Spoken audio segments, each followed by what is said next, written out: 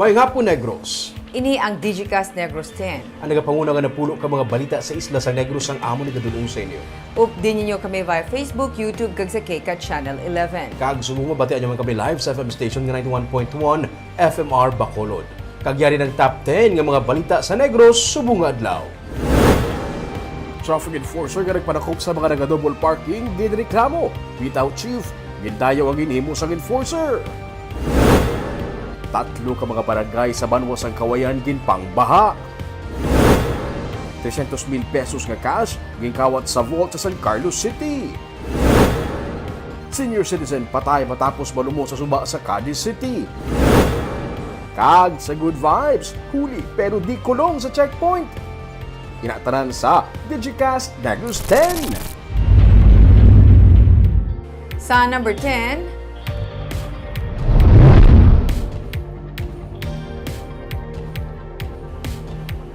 local government sa Bacolod City ang natalana magdialogo sa mga tenants ng Manukan Country nga mangin prioridad sa ginadihon nga public-private partnership project. Natalana naman ang publication sa proposed public-private partnership projects ng syudad sa Bacolod upod sa SM Prime Holdings para sa Manukan Country project sa reclamation area.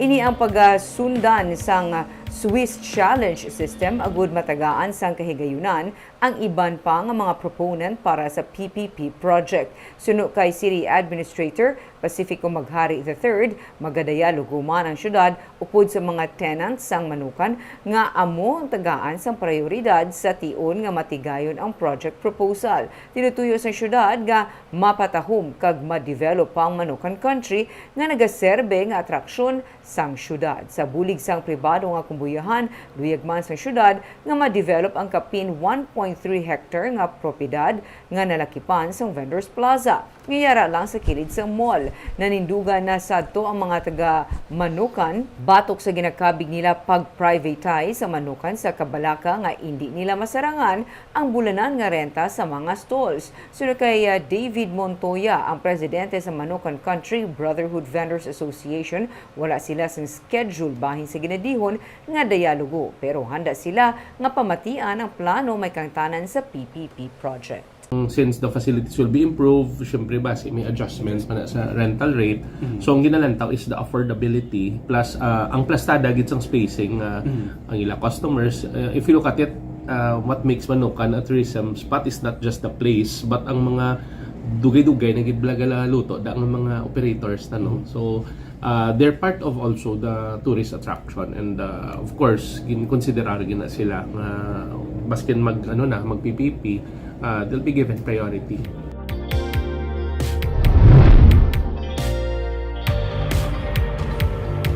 Sa number 9, kanabuhon sa dagang cases sa Western Visayas nagdangat na sa masobra sa 500. Sa report ng Department of Health as of February 4, 569 ang na-record nga dengue cases. Sa Morbidity Week 5 o January 29 to February 4, 58 ang bago nga report nga dengue cases sa bilog nga rehiyon. May tatlo naman ka dengue-related fatalities gikan sa Aklan nga nag-record sa duha kad patay kag Iloilo City nga may isa. Sa kabilugan, 7 ang dengue-related deaths nga na-record. Ang Negros Occidental kag Iloilo City ang may pinakamadamo nga na-record nga new dengue deaths, 12. Nagasunod ang Antique nga may napulo ka new cases kag Aklan kag Iloilo Province nga may tig-7 ka mga cases damlag pa. Yan siling ni Provincial Health Officer Dr. Ednel Tumimbang nga ang kampanya kontra dengue ang ila sa karon nga ginatutukan kag ang probinsya nagapatuman sa mga tikang agudto malikawan ang pagsaka pagid sang kaso.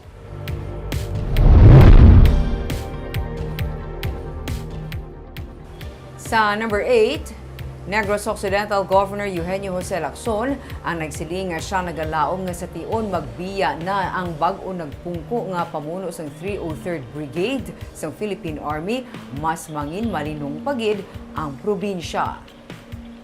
Sang Lunes, nagbisita si Colonel Orlando Edralin kay Governor Lacson sa mga courtesy visit sunod kay Lacson.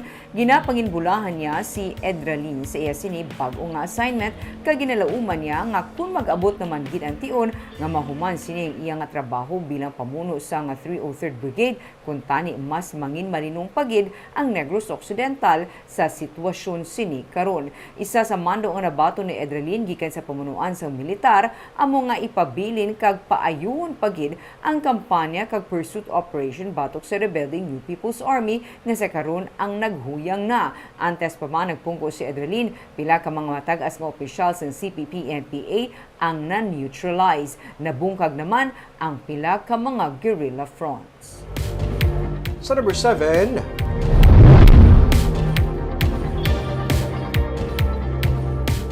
₱300,000 kaunod sang isa ka vault sa isa ka bodega sa San Carlos City, ginkawat. Gisulod Lunes ang aga sang wala pa makilalaan nga mga suspetsado ang bodega sa isa ka bottled water company sa Barangay Rizal sa San Carlos City.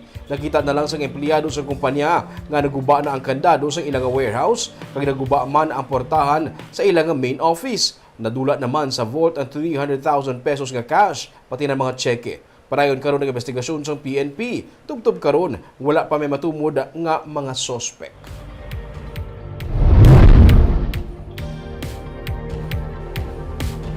Sa number 6, sa Victoria City, amay nga nagdulong sang iya mga kabataan sa eskwelahan gintiro patay. Patay ng isa ka amay nga si Rodel Castor matapos ini gintiro kahapon sa Barangay 10 sa siyudad sa Victorias. Ang biktima ang nagapanglakaton lang upod ang duha ka anak nga idulong niya kung tani sa eskwelahan sang hinali sila palapitan sang duha ka armado.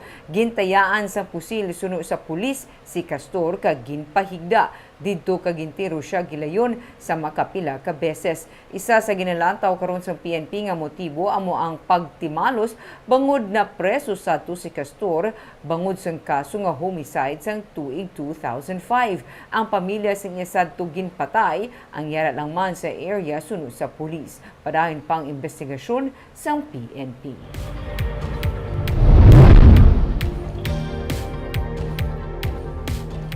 Sa number 5, sa Cadiz City, sa kalola patay matapos malumos samtang nagatabok sa suba. Patay ang 61 anyos nga si Marciana Pabuaya matapos ini malumos kahapon sa suba sa barangay Magsaysay sa Cadiz City. Si Pabuaya ang sunod sa PNP gikan sa iya ginobrahan nga kampo sa natabok ini sa suba upod ang iyang anak kag upod sa trabaho. Samtang nagatabok, gulpi lang sunod sa pulis nga nagkusog ang dalo doon sa tubig kag ginanod sila sa tubig. Maswerte nga nakatabok ang iya duha ka mga kaupdanan apang si Pabuaya ang sunod sa pulis nakabunggo sa bato gani ini ang ginanod sa tubig kag nalumos. Patay na siya sa makit-an ang iyang lawas sa suba.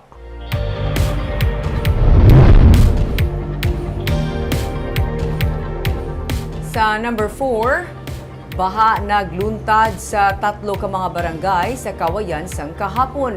Mga salakyan nga manubo ang temporaryo wala nakalabay sa highway. Nagluntad ang flash flood sa 3 ka mga barangay sa Banos ng Kawayan matapos ang wala untat nga pag-ulan nga ginsugata pa sang high tide kahapon. Sa video nga kuha ni Kagawad Erlina Dorimon, makita nga nagpalahigad na lang ang mga motor kag tricycle bangod sa nagadalong nga tubig.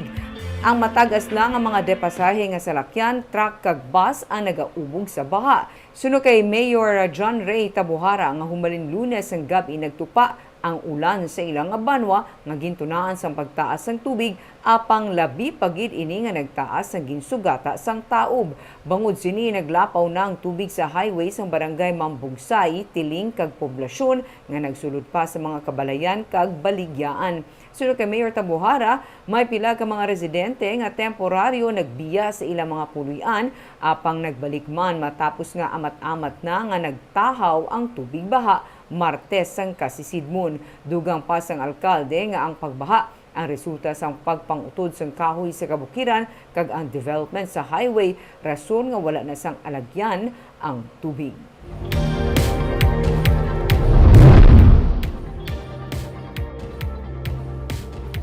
Sa number 3, 80 ka mga personal maging kabahin sa Task Force kontra Colorum Tricycle sa Bacolod City nga magasugod sa pag-operate sa Pebrero 20. Nagsapol kainang katapos ang itukod nga Task Force kontra Colorum Tricycle kag ginlakipan sa Committee on Transportation sa Konseho, Bacolod Traffic Authority Office kag City Legal Office Enforcement Team. Sunod sa kay Major Junjay Liba, pamuno sa Bitaw, may 80 tanan ka mga personnel halin sa Bitaw kag City Legal Office. Ang mga kabayan sa Task Force nga magapanakop sa mga Colorum Tricycle sa Pebrero 20. Ang dugang augmentation personnel ang magapaidalom sa training seminar sumugod sa weekend. Sa record sa komitiba, may manapit sa 15,000 ang mga tricycle drivers ug operators sa syudad. Mosobra sa 7,000 diri ang wala maka-renew sa ilang mga permit halin sa syudad. Mangin kaupod man sa task force ang mga Tricycle Operators and Drivers Association sa pagpasiguro nga lehitimo ang mga miyembro nga nagabiyahe sa pila ka mga ruta sa tricycle sa Bacolod City. Ang task force kontra Colorum ang kabayan man sa mga tikang sang local government agud nga mapaganhagan ang pagutok sang dalanon sa syudad. Sa number 2,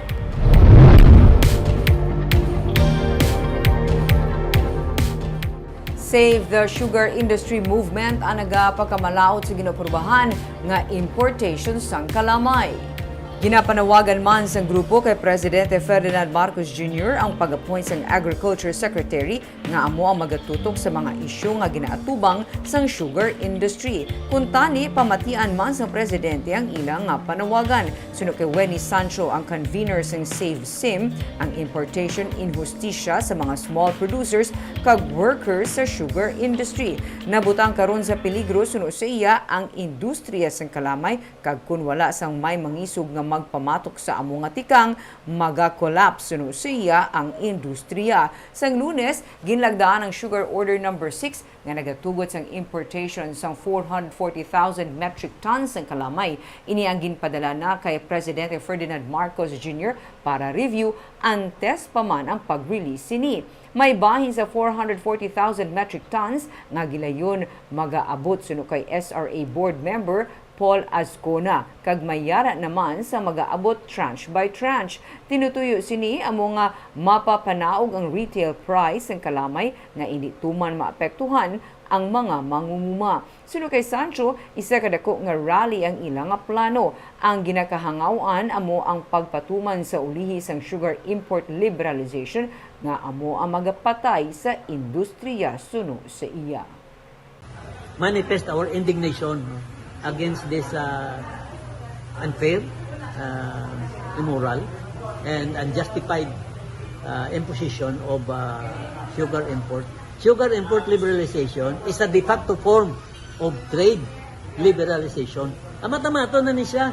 Kaya man kung i-fall na nila ang ginatawag na sugar import liberalization, that is the end of the sugar industry. The sugar industry is in danger right now. If this will continue and nobody will make protest to stop this unjustified action, the sugar industry will collapse. Kag sa numero 1 sa mga balita, subong adlaw.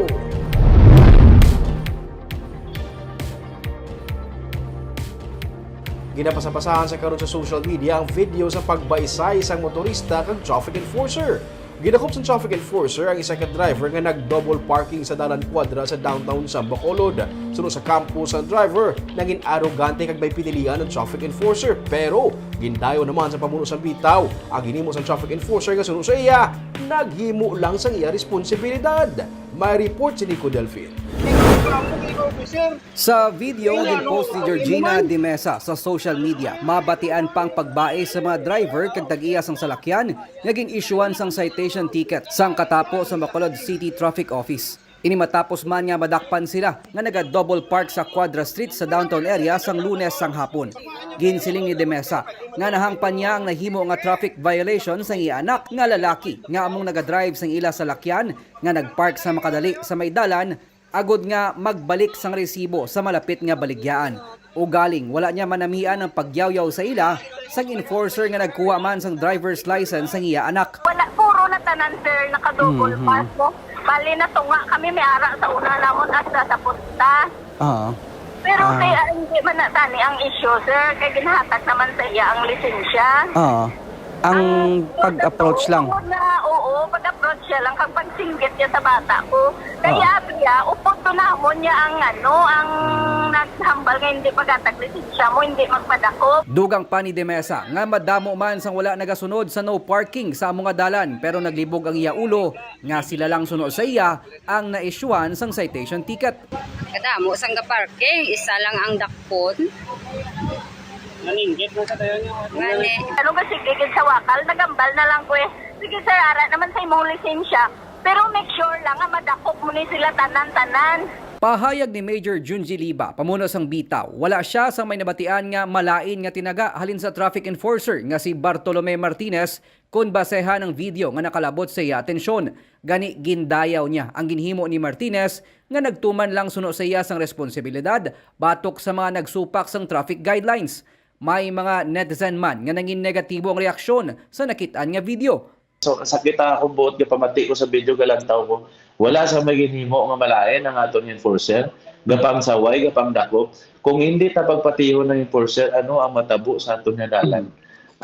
Kung sugtan ta lang nga mga attitude, nga mo ni siya nga reaksyon personal nila nga mga personal nila nga interest ang ginalantaw, anong matabo sa aton nga mga dalan?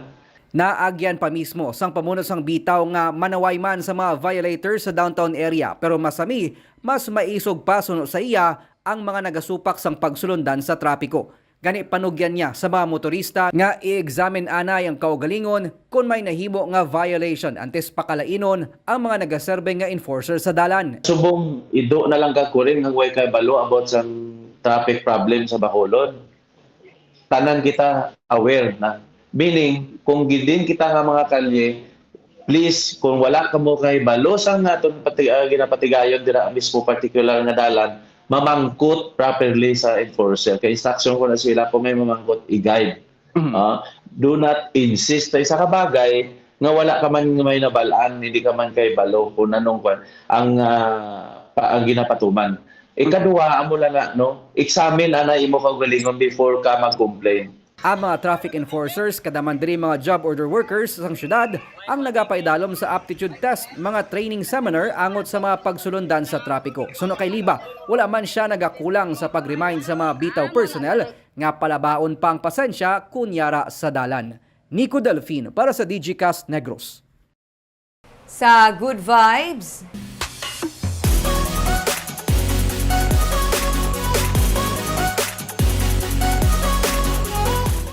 huli pero di kulong. Ini ang natabo sa isa ka checkpoint sa Silay City kahapon.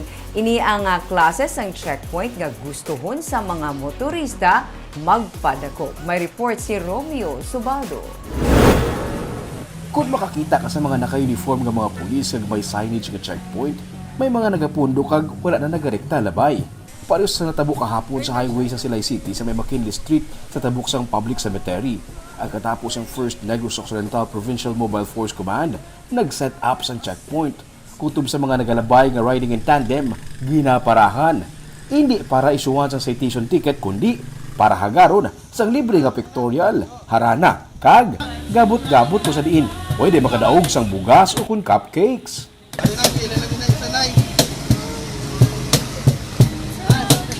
Ano ang pilihan mo? Bugas, ari na cupcake. Tunay. Happy Valentine's Day. Alam mo na. May mga gingkulbaan pa una kay pensar nila, gindakop na sila.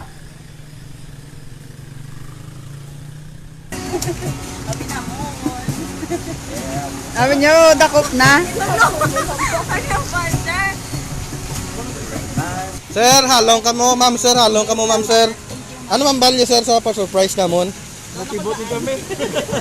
Huli pero di kulong. Sige. Halong ma'am sir. Pagpahigad sa ila, ginabuksan ang likod sa salakyan ko sa diin. May naka-ready nga backdrop ka may mga flowers, balloons kag teddy bear. Pati mga naganilabay, wala makaluwas. Naimbitaran man sa ilang setup, parehas na lamang sang sini nga mag-amay. Sige ma'am. Thank you ma'am. O sige, Gani. kamayong tay. Ini pamaagi sa mga pulis sa pagtamyaw sa mga motorista sang Happy Valentine's Day. Pag ikaw mo na abing gadala motor nga kulang-kulang na kumito, mukul ba niya kami checkpoint pero ari surprise gali para sa ila. Ang iban malaming gapundo ginaiha, pero tsakto ka ha. Very good surprise. Ang muna nga ng checkpoint, kagustuhon mo na naman pa ako. Kago mo ito mga balita sa Negro Subong Adlaw. Kay man sa panahon karon importante nga may ihibalo ka sa nagakatabo sa imo nga palibot. Pero dapat balansa kay eksakto ang mga impormasyon. Padayon kami nga magapangalagad sa Negros Sanon. Ako si Barbara Mijares. Tugtog sa buwas, ako naman si Romeo Subaldo, mayong hapon.